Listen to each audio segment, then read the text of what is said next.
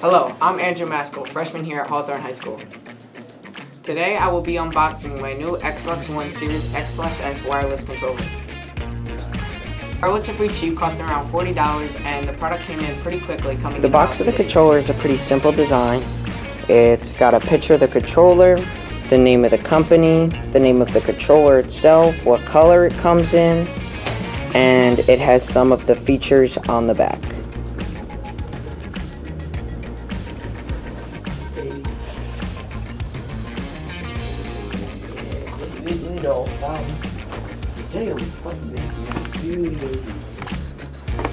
I got the controller in white, but it also comes in black, blue, red, and Volt Green. Now time to get into some features of the controller.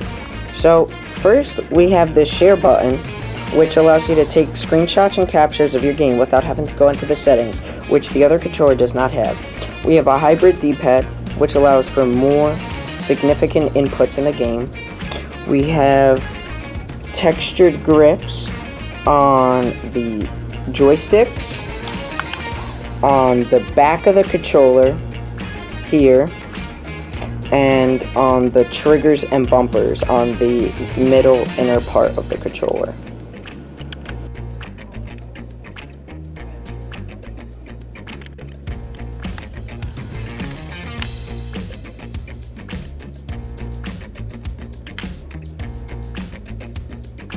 There's a USB Type-C port where you could plug the controller in to play hassle-free with no batteries needed. Now, since it's a wireless controller, you have to use its Bluetooth technology to connect the controller to the Xbox.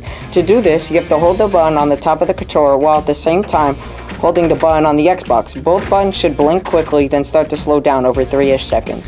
When both buttons stop blinking, the controller should be paired to the Xbox. Overall, the controller itself is definitely better than the older version, and is definitely worth the purchase.